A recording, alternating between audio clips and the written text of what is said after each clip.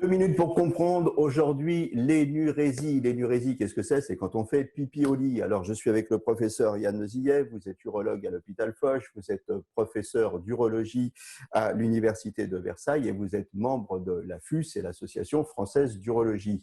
Docteur, je fais pipi au lit, c'est grave? Alors, c'est grave, non, pas spécialement. C'est embêtant parce que socialement, c'est vrai que c'est quelque chose d'assez mal toléré, mais ce n'est pas du tout exceptionnel, hein. À l'époque où le service militaire était obligatoire, on estimait à 1 à 2 la fréquence de l'enurésie, donc du pipi nocturne, chez les patients enfin chez les jeunes gens qui étaient candidats au service militaire.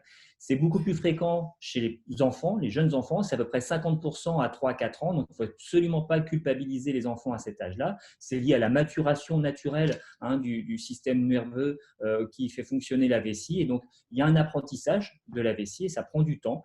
Mais au fur et à mesure que l'on grandit, eh bien, ce pourcentage diminue. À partir de quel âge ça devient vraiment embêtant? Il faut vraiment s'en À, occuper. à partir de 7-8 ans, parce que les enfants, notamment scolairement, ça commence à retentir sur leur vie de tous les jours, il faut commencer vraiment à s'en préoccuper. Alors, qu'est-ce qu'on fait? Alors, on consulte parce qu'il n'y a pas simplement l'excuse de la maturation du système nerveux. Il faut s'assurer qu'il n'y ait pas une autre pathologie. Ça peut être par exemple des crises d'épilepsie qui peuvent expliquer aussi ce genre de désagrément. Et puis, on consulte aussi pour avoir une solution et il en existe. Il y a d'abord de la rééducation comportementale et puis sinon, il y a des médicaments qui peuvent être donnés pour diminuer la production d'urine pendant la nuit de façon à ce que simplement la vessie se remplisse moins vite. Voilà, donc pipi au lit, ce qu'on peut dire, c'est ne stigmatisons pas les enfants, on ne les culpabilise pas, mais on consulte pour voir s'il n'y a pas d'autres problèmes associés.